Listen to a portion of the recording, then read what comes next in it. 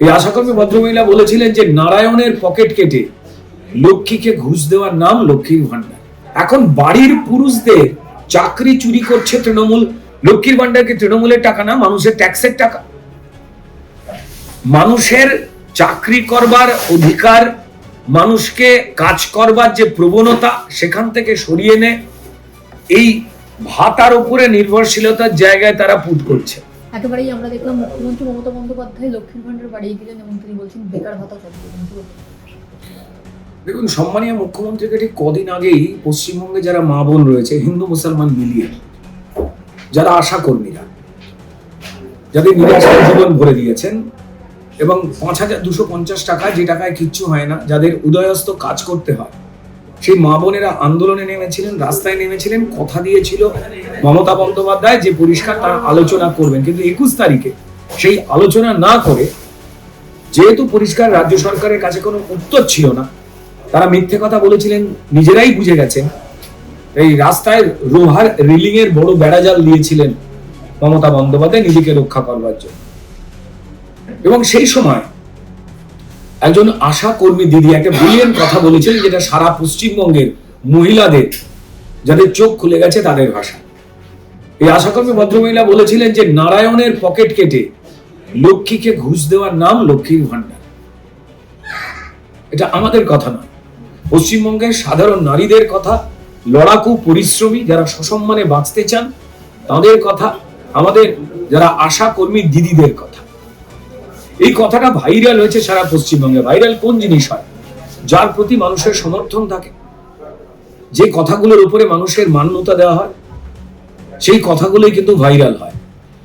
দেখুন, পশ্চিমবঙ্গের আর্থসামাজিক যে অবস্থা, ভুল প্রশাসনিক মতলব নিয়ে যেভাবে অর্থনৈতিকভাবে ভঙ্গুর এবং পঙ্গু করে দিয়েছে পশ্চিমবঙ্গের অর্থনীতিকে, সেখানে একটু সাহায্য ছাড়া বেঁচে থাকা মুশকিল।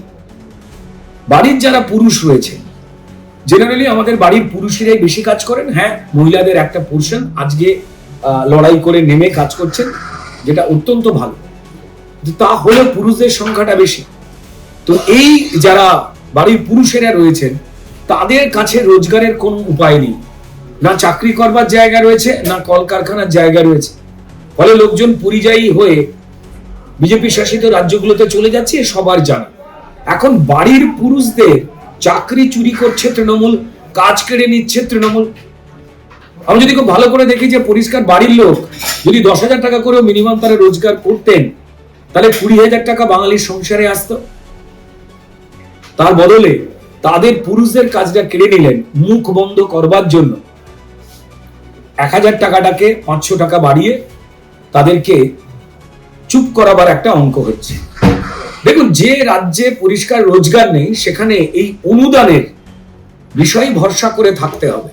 আমার বাড়ি থেকে আলমারি করে চুরি করে নিয়ে চলে যাচ্ছে তৃণমূলের সরকার, আর তার বদলে আমাকে দিয়ে যাচ্ছে ছোট্ট একটা ৩ ইঞ্চি টুল বা পিড়ে। এটাকে বলা হচ্ছে লক্ষ্মীর ভান্ডার। লক্ষ্মীর ভান্ডারকে তৃণমূলের টাকা না, মানুষের ট্যাক্সের টাকা। মানুষের চাকরি করবার অধিকার, মানুষকে কাজ করবার যে প্রবণতা, সেখান থেকে সরিয়ে এনে এই ভাতার উপরে নির্ভরশীলতার জায়গায় তারা পুট করছে। ভাতা ছাড়া, এই ধরনের ছোট ভাতা ছাড়া অন্য কোনো বিকল্পের জায়গা নেই। আমাদের সম্মানীয় বিরোধী দলনেতা হোক, বাকি আমাদের অন্যান্য নেতৃত্বের জায়গা হোক, তারা পরিষ্কার স্পষ্ট করে জানিয়ে দিয়েছে যে বিজেপির সরকার প্রতিষ্ঠিত হলেই ৩,০০০ টাকা করে এই ভাতা দেওয়া হবে। কিন্তু শুধু ভাতাতেই কনসেন্ট্রেট করছে ভারতীয় জনতা পার্টি, এমনটা নয়। আমরা সেলফ হেল্প বা এই ধরনের কাজের গ্রুপ, যেখানে আমাদের মা বোনেরা পরিশ্রম করে এই ৩,০০০ টাকার থেকে আরো বেশি টাকা রোজগার করতে পারেন, সেই নিয়ে সারাক্ষণ আলোচনার জায়গা চলছে, পরিকল্পনা চলছে, যাতে এমন একটা অবস্থা আমরা তৈরি করতে পারি যেখানে আমাদের মা বোন দিদিরাই বলবেন যে না, বিজেপি যে ৩,০০০ টাকাটা ভাতা দিচ্ছে, আমরা এটা চাইছি না, আমরা কাজ করে ১০-১২ হাজার টাকা রোজগার করতে চাই।